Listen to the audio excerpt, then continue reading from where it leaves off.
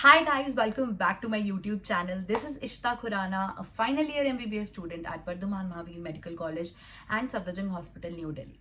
So today I'm going to reveal that secret timetable of mine, which actually helped me get selected in NEET and get into such a good college, which I am so blessed to be in. तो जो मेरा secret time table है वो actually बोलो तो बहुत ज़्यादा secret नहीं है.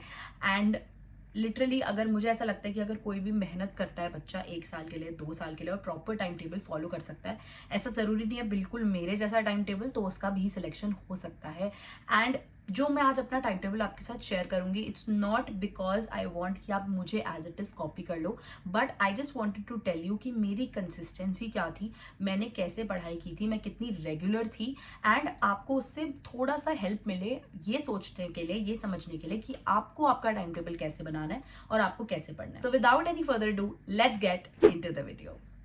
तो जैसे ही मैं सुबह उठती थी, 8:30 मेरी क्लास होती थी. आई हैव जॉइंड आकाश जो मेरे घर के पास ही था.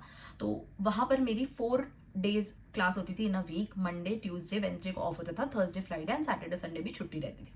तो जिस दिन मेरी क्लास होती थी 8:30 से मेरी क्लास होती थी, तो मैं सुबह उठ के ब्रेकफास्ट अपना लेके क्लास चली जाती थी. एंड मैं ना अपना टिफिन भी साथ ही लेके जाती थी, लंच भी साथ ही लेके जाती थी. सो 8:30 ऑनवर्ड्स मेरी क्लास होती थी जो अराउंड 1-1:30 बजे तक चलती थी. एंड उसके बाद मैंने क्या किया था कि मैं अपना टिफिन ना घर से साथ लेके जाती थी. तो जैसे ही क्लास ओवर हुई, अपना आधा घंटा बैठ के आराम से वहाँ पे लंच कर लेती थी जो भी घर से लेके आई हूँ. एंड लगभग 2 बजे के आसपास मैं अपना जो भी पूरे दिन में पढ़ाया है 8:30 बजे से 1-1:30 बजे तक, वो वहीं पर बैठ जाती थी. और 2 बजे से लेके जितना भी पढ़ा है वो सारे नोट्स रिवाइज करती थी वहां बैठ के.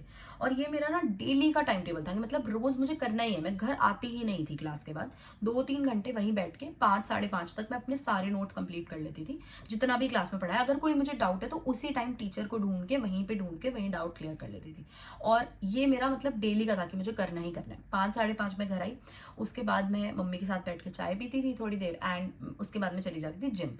1 घंटा में डेली जिम जाती थी. तो मतलब मुझे ऐसा था कि अपनी फिजिकल एक्टिविटी पे बिल्कुल कॉम्प्रोमाइज नहीं करना है, क्योंकि जो मेरा पहला साल था, मतलब जब मैंने, ये मेरा ड्रॉप ईयर का टाइम टेबल है, जो मैंने पहले तैयारी की थी, तब मुझे लगता था कि मैं बहुत ज़्यादा स्ट्रेस में चली जाती हूँ, मैं बहुत एंग्शियस हो जाती थी. तो मुझे ये था कि अगर मैं फिजिकल एक्टिविटी भी करूँगी तो वो मेरे हार्मोन्स को, मेरे स्ट्रेस लेवल्स को मेंटेन करके रखेगा. तो 1 घंटा मैं जिम चली गई. आके ही आते ही मैं डिनर वगैरह कर लेती थी. एंड उसके बाद दोबारा से 9 बजे के आसपास मैं दोबारा से 3 घंटे का एक स्लॉट मारती थी, जिसमें मैं जो भी मैंने पढ़ लिए थे, नोट्स तो मेरे रिवाइज हो चुके होते थे, उसके बाद जो भी क्वेश्चंस है उन चैप्टर से रिलेटेड वो सारे कंप्लीट कर लिए. अगर कोई टेस्ट आने वाला है तो उसकी तैयारी कर ली. और कुछ भी और करना है, क्वेश्चन करना है या फिर कोई पुराना पेपर देखना है, कुछ भी करना है, वो उन 3 घंटे में कर लिया. तो ये मेरा दिन का टाइम टेबल रहता था. अगले दिन फिर से 8:30 बजे से शुरू. छुट्टी वाले दिन मैं और ज़्यादा कोशिश करती थी कवर करने का. कोई बैकलॉग रह गया है, कोई टॉपिक बहुत वीक है, समझ नहीं आ रहा है, उस पर एक्स्ट्रा मेहनत करनी है, कुछ भी करना है, तो वो छुट्टी वाले दिन कर लिया. सैटरडे संडे आप भी ऐसा कोशिश करो कि पिछला जो भी आपको पढ़ाया वो एक बार आप रिवाइज करो, उनके क्वेश्चंस आप दोबारा सॉल्व करके देखो. एंड जो भी टेस्ट आने वाला होता था उसकी तैयारी सैटरडे संडे में मैं ज़्यादा कर लेती थी. अब इसके अलावा मैंने जो उस 1 साल में किया था वो ये था कि मैंने अपना सोशल मीडिया बिल्कुल छोड़ दिया था. मतलब इंस्टाग्राम और ये सब मैंने बिल्कुल नहीं चलाया, स्नैपचैट वगैरह तो कभी डाउनलोड ही नहीं किया था. एंड सिर्फ व्हाट्सएप पे मैं थी, और उस पर भी मैं ऐसे, कोई मेरे दोस्त इतने नहीं थे. मेरे 1-2 दोस्त थे जिनसे मैं ऑलमोस्ट हर दिन बात करती थी. और हम वो भी प्रिपेयर कर रहे थे, मैं भी प्रिपेयर कर रहे थे, तो हम लोग डिस्कस करते रहते थे कि तूने कितना कर लिया, कैसे करना है, ये कैसे पढ़ा तूने, कोई क्वेश्चन है तो हम डिस्कस कर लिया करते थे. वो 2-3 दोस्त थे मेरे, उनके साथ डिस्कस हो जाता था.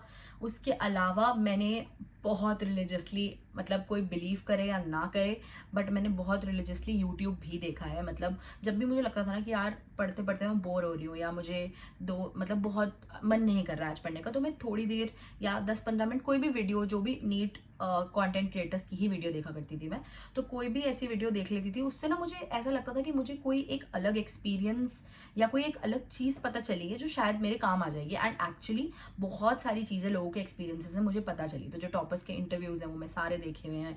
एंड मतलब जो भी लोग बातें बताते थे कि ऐसे करना है, ये टिप है, ये ट्रिक है, ऐसे आप करोगे तो ये होगा, तो वो सारी चीज़ें मैं सुनती थी.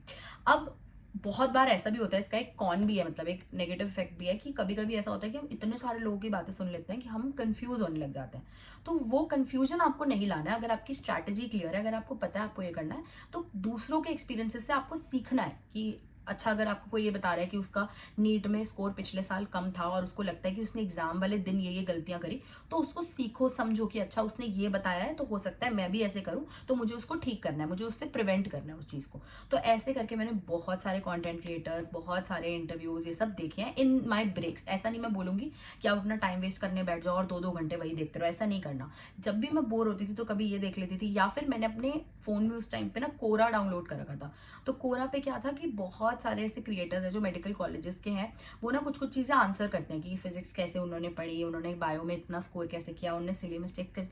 तो जैसे मैं बोर हो रही थी तो वो पढ़ लेती थी, तो मुझे लगता था कि अगर मैं ब्रेक में कुछ कर भी रही हूँ ना, तो वो भी मेरे बेनिफिट के लिए है, मतलब वो भी मैं कुछ भी सुन रही हूँ तो वो सब कुछ मेरे एक अल्टीमेट गोल की तरफ है, that is getting into a medical college. और वो सब कुछ कहीं ना कहीं जुड़ के ना आपके बैक ऑफ द माइंड में सबकॉन्शियसली बहुत मतलब पावरफुल मोटिवेशन बना देता है कि बस अब ये करके ही रहना है। तो अपने आप को ना हर उस चीज़ से सराउंड कर लो, हर उस चीज़ से जो आपको आपके गोल की याद दिलाए, आपको आपके एम की याद दिलाए। मेरी अपनी दीवार पे बहुत सारे कॉलेजेस की फ़ोटोज़ चिपकी हुई थी, उसमें से एक वर्धमान महावीर मेडिकल कॉलेज भी था जिसमें मैं आज खुद भी पढ़ रही हूँ।